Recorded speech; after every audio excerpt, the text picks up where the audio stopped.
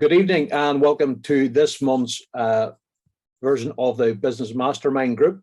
We are pleased tonight to have Ryan McAnlis with us. Ryan is here from Sales Geek, and the whole thrust and theme of our mastermind for 2023 is around growth.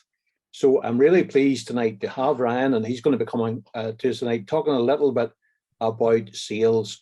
And again, hopefully for those who may listen to this later will actually benefit from that. So I'm really glad to have Ryan with us. So welcome, Ryan, to our mastermind.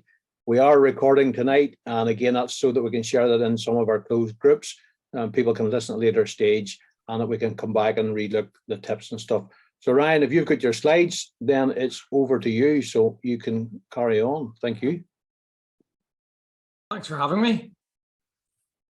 Can you see my slide? Great. Okay, so I'm Ryan and I'm a sales geek. We are on a mission to change the way the world perceives sales. I think it's fair to say that the perception of sales is not very good, but I'm proud to be a sales director, and I'm also proud to say I'm good at sales and I've had many years of experience of it, and people are not comfortable in saying those things. I'm unique because the word sales has so many bad connotations, and especially in Northern Ireland. When you say you're a salesperson, everyone's view is immediately of a second-hand car salesman. We remember that time that we walked into a showroom to buy a Mini, walked out with a Range Rover, and then you realize you didn't want a Range Rover, you didn't need a Range Rover, but most importantly, you can't afford a Range Rover. The only thing that's happened there is the salesperson has successfully got a big commission check, and we've got a whole lot of bad feelings associated with the experience. The result, we never go back and we never trust salespeople. I want to change that. I want sales to be seen as positively, and I want people to be proud of being salespeople. I hate to tell you, all you people on this call might be in denial, but you are salespeople. We're going to talk today a bit about how we change that perception and what that perception is, and then go into some of the questioning. It's obviously a massive conversation about what we do and our sales processes, but we're going to talk about some of the questioning that we use to develop those sales processes and change that perception. This is an interactive session. I will be asking you questions and asking you to put your hands up. So get your fingers ready on the buttons. Hopefully you know how to raise your hand or give me a thumbs up in the panel. Okay. So, quick activity. Really passionate salespeople enjoy the job and everything that goes with it, but they deny it and don't allow themselves to break free of the stereotype, and they doubt themselves because of the misconception. That is one type of salesperson. Another type of salesperson is a person that shies away from ever mentioning the word sales. They almost fear it. They do a sales role but call themselves, and we will know this because this is very Northern Irish, BDM, CAM, SDR, BDE, ASM, TSM, etc. And they don't stand proud of it because of the common misconception of the word sales. This misconception of sales can be seen when you speak to any non-salesperson. It generates one of two responses.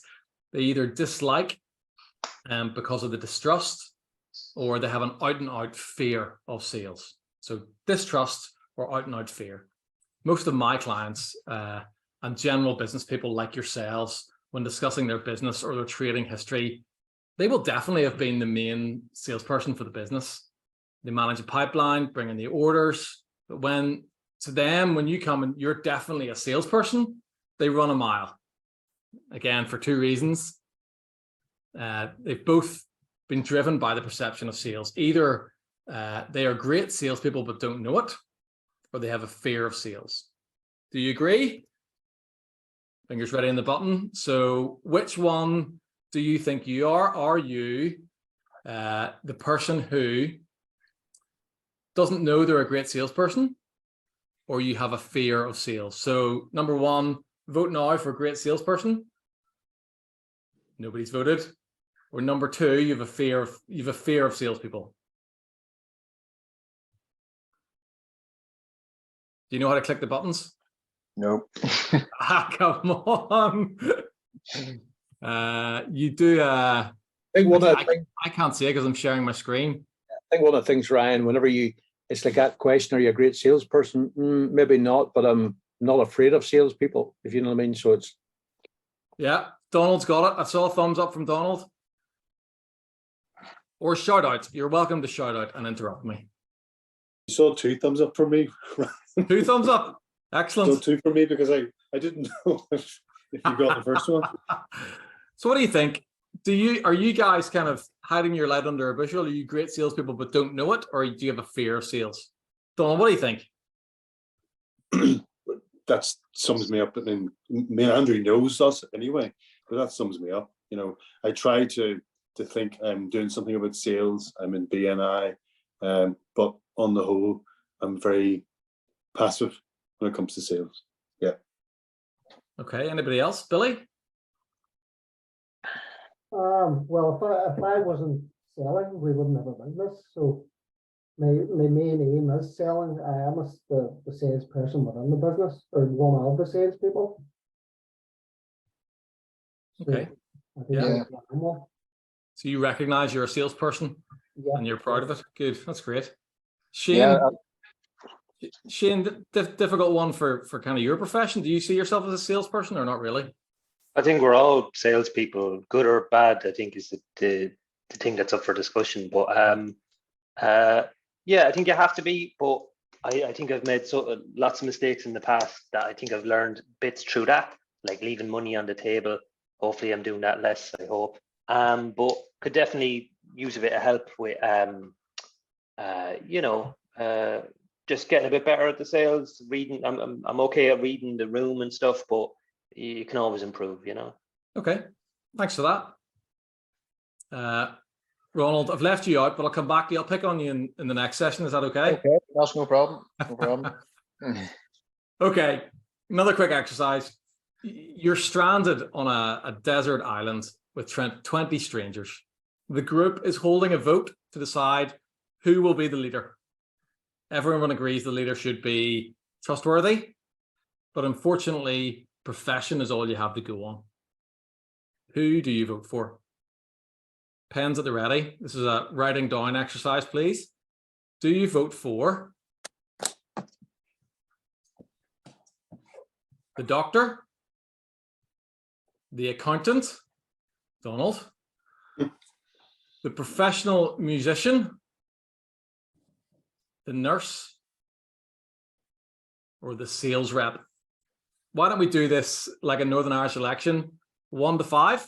So who's your number 1, 2, 3, 4, 5? So doctor, accountant, professional musician, nurse, and sales rep.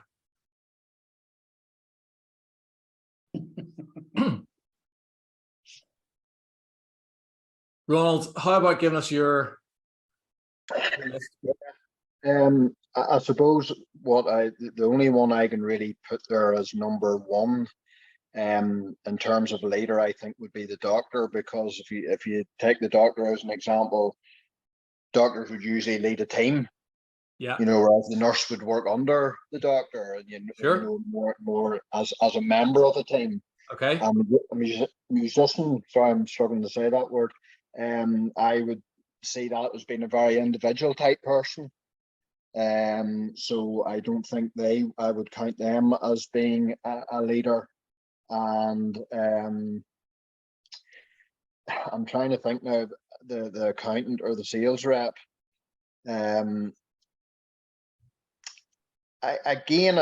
think the accountant, and I hope I'm not going to offend Donald in saying this, but they're probably very good at that field. You already have, Ron. I leave it so late. But what else Donald could bring to the table, I'm not sure. Ronald, you're spot on. I would have bet that most people would probably have come up in this order: doctor, nurse, accountant, musician, and sales rep. And the reason for that is, see some people nodding, it's about trustworthiness. HubSpot recently performed a survey of trustworthy professions, and Why do people trust doctors? I can't Why comment. do My wife's a people trust doctor. doctors I with can't the comment news- on that. Especially the news we've had over here in the last 6 months with doctors being found to be grossly mistrustworthy. Still. So in terms of trustworthiness for salespeople, it came out as 3% in the survey. 3%. What do you think Google says when you ask about the perception of a salesperson? Any answers? Hang on. I'll look. Negative. Sorry, go Looking for ahead. the next thing. I missed that. Can you say it again? Looking for the next thing. Okay. Anything else? Salesperson perception. Google would say it'd be fairly negative, surely. Yeah. Okay. So Google comes up with arrogant, pushy, sneaky, or generally annoying, which I think my wife might describe me as from time to time. Anyway, that's nothing to do with it. On the bright side, the being aware of this reputation, this salesperson reputation and not so stellar reputation, gives us an opportunity to fix it and redress the balance. Let me just show you the results of that survey. So here we go. At number 1, doctor, firefighter, teacher. You can dispute this if you like. It's a HubSpot survey. Nurse, dentist, accountant. In high there, you've got in high there, Donald.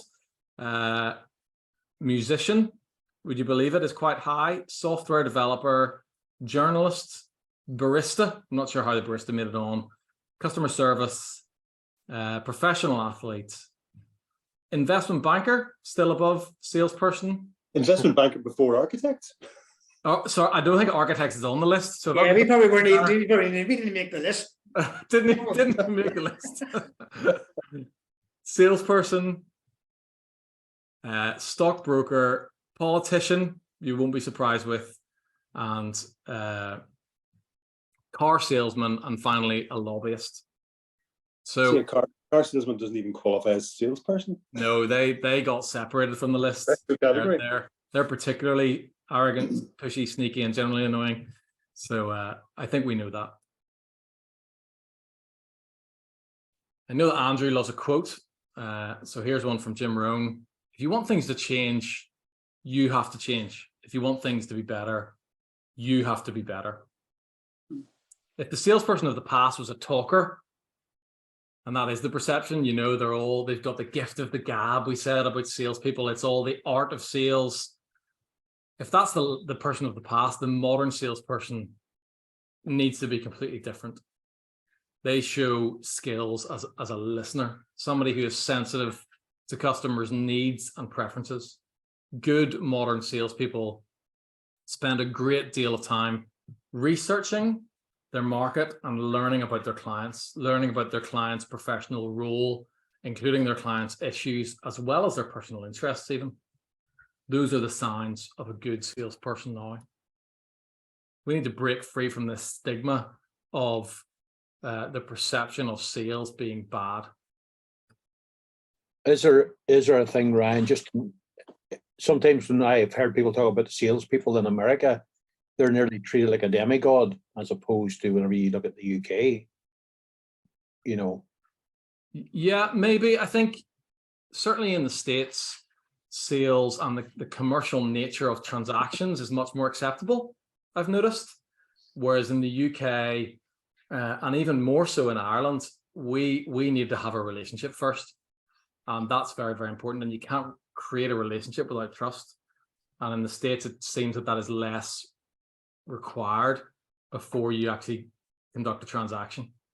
So, you know, in the US, salespeople, there has been less stigma attached to that trustworthiness, and the profession is seen as something much more credible than it might be in Europe or UK and Ireland. Let's talk about research. Delivering a boilerplate pitch tells your prospect you're probably more interested in making money from them than finding the best solution for their unique needs. Any trust the prospect had to begin with vanishes immediately, and recovering it is almost impossible. So when you are pitching, make sure you're reaching out to buyers you've researched and pre-qualified to some extent, presenting a customized and personalized value proposition that will show the person on the other end of the line or email or a video that you're serious about helping them, rather than just earning a commission check. I think we know that, and I think we're good at that kind of thing in Northern Ireland especially. We take time to form a relationship, but let's look at how we do that from a sales point of view. Prepare some basic pre-call objectives, lead a conversation. What do they need? What problems are they experiencing? What improvements would they like? Remember and document the outcomes that you require. Agreed actions, follow-ups, next meeting time, date and reason. Single biggest problem I have with salespeople is they don't follow up. They are asked to do something and they don't do what they say they will do. That loses trust immediately. We must do that. I'm moving into the end of my time now, just to talk about particular questions, and there's a few minutes here to talk about questioning, because questioning is the key part of any sales process. And as we get better at understanding the questioning process, uncovering needs and moving to the need payoff, we will get better at selling and understanding our customers. It's the key part of any interaction, to ask questions. So question for you, why is questioning so important? Shout out some answers.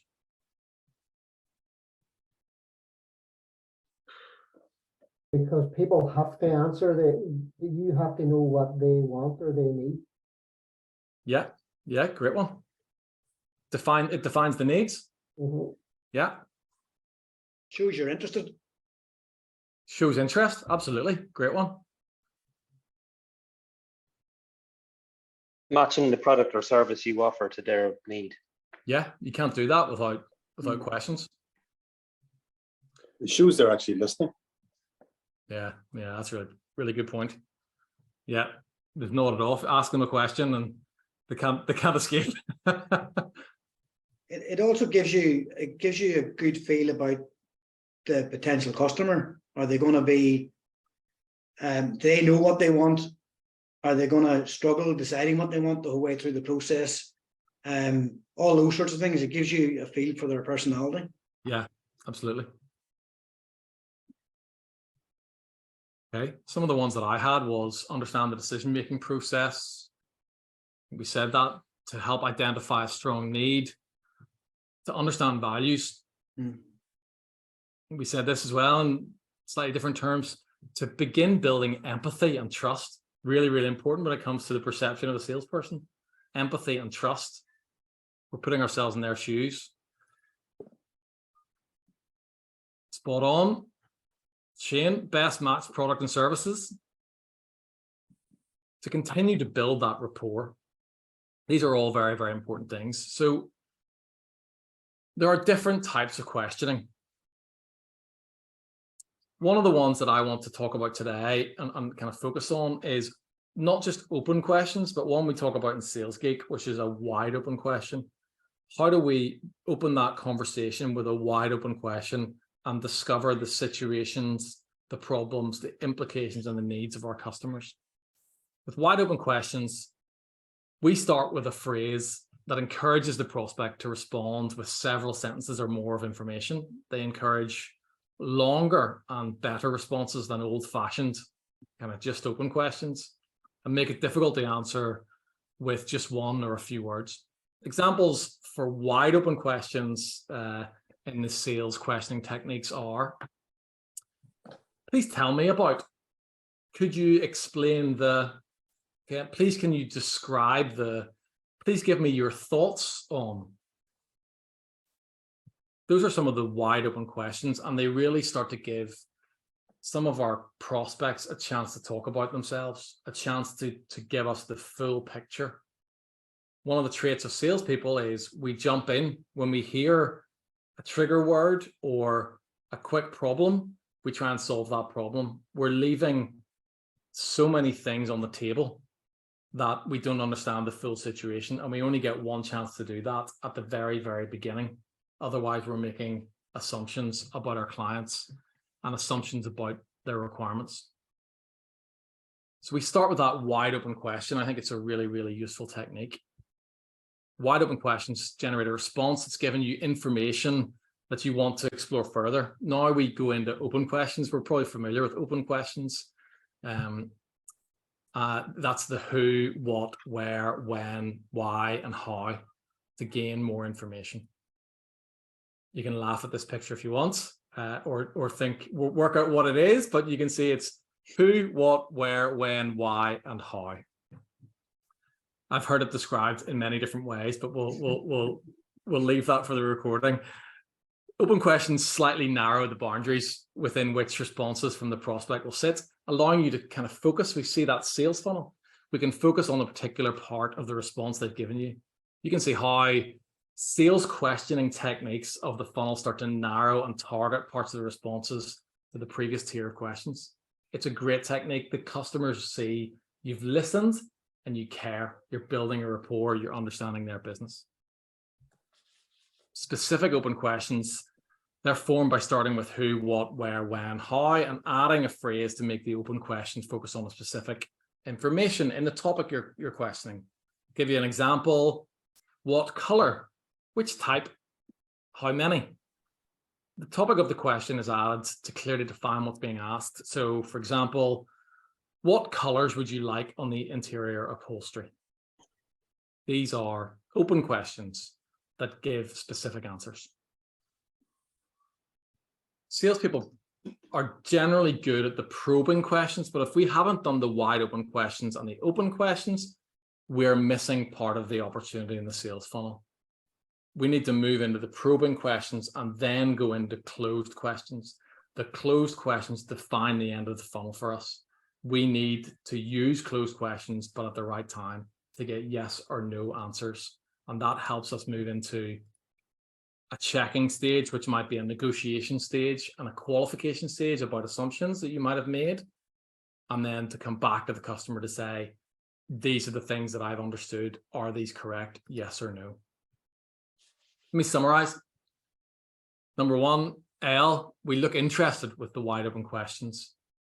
I, we involve responses from ourselves to form that interaction, that rapport with our client.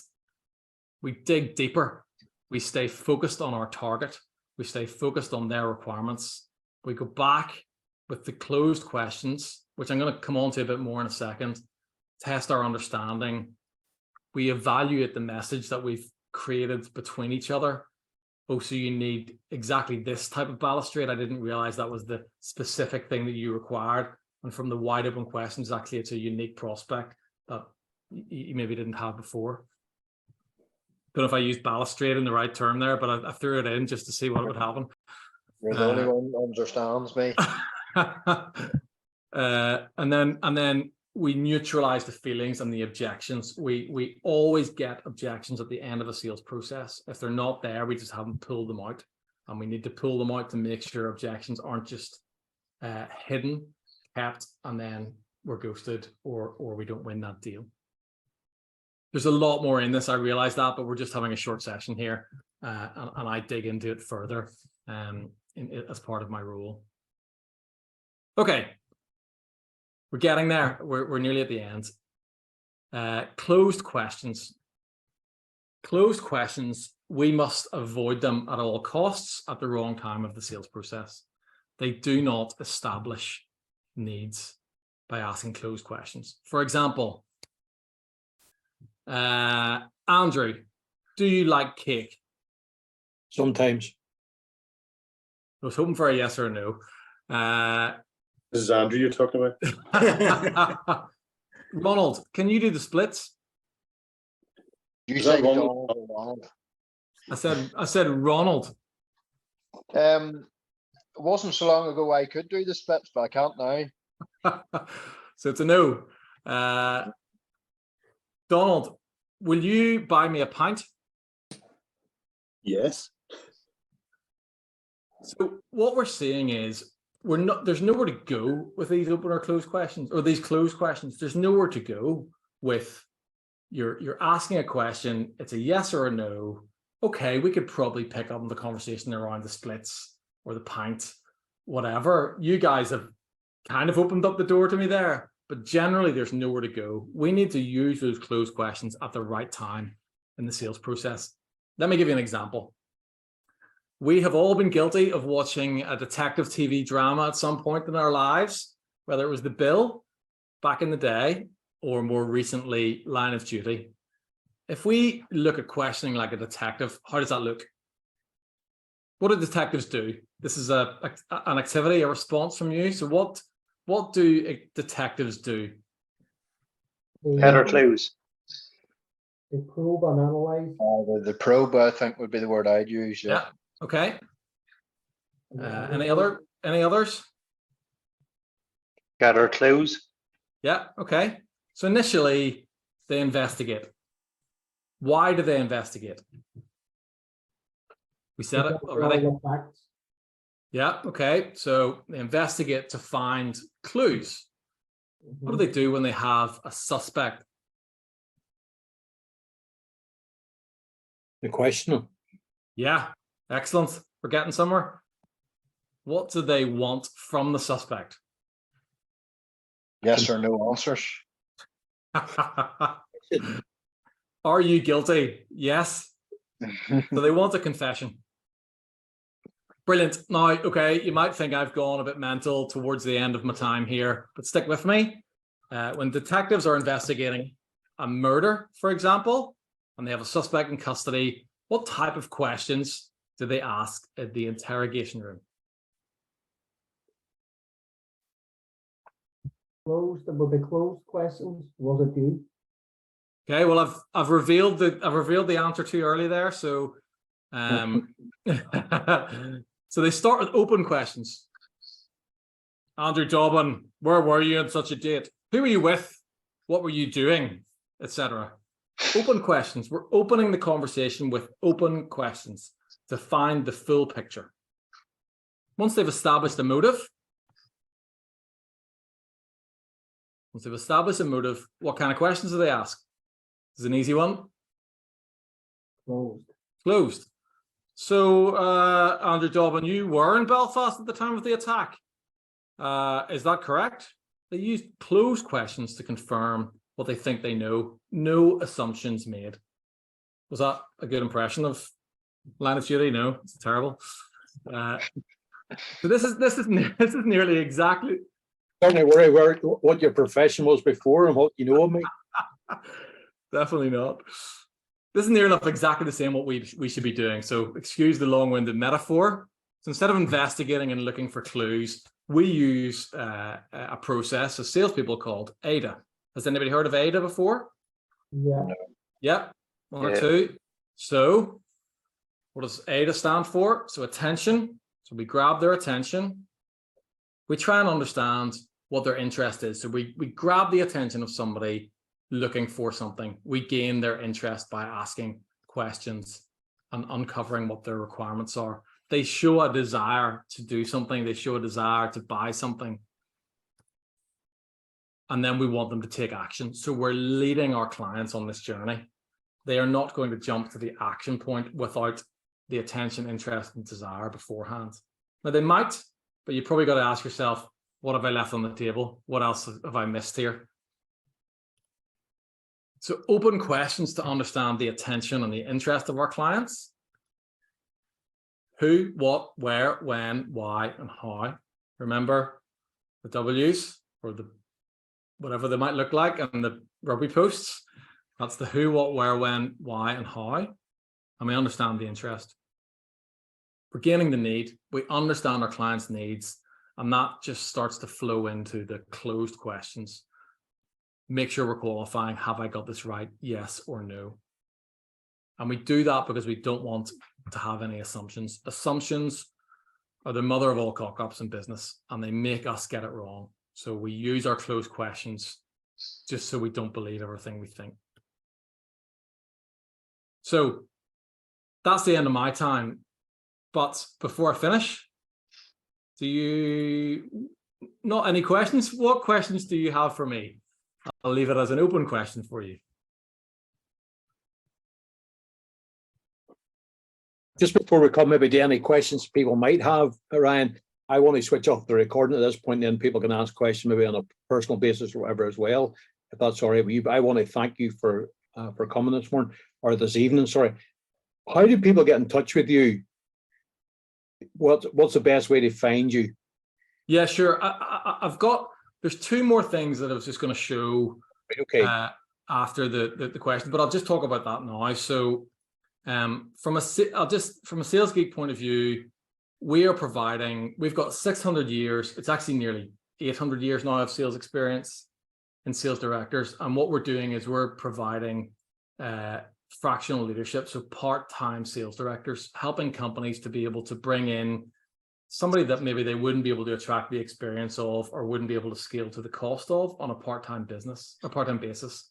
And what that means is we build a sales strategy and help you execute on it. So really looking at the experience we have in building growth and scaling quickly and wearing all the hats that a sales director would wear that might cover sales, marketing, product, operations, board, HR. How do you build a high-performing team and execute on that? And we can do that from as little as half a day a month, scaling up, and we're flexible on that. You can get in touch with me by my phone number is there.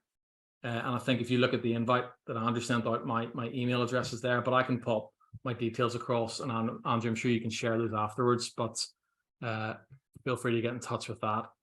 A quick gift for you is we've built what we think is a really strong sales app, and it gives you or your team a reference. So there's podcasts on there, there's information on there. We've built a lot of collateral that we think is highly impactful. There's £20,000 worth of free content on there. We can upgrade it, and that's part of what we do. You know, we make it specific for you and your teams, make it bespoke. But initially, there's a free app there that is free from me to you to use. Ryan, on behalf of all the people here on the mastermind tonight, we'd like to thank you for that.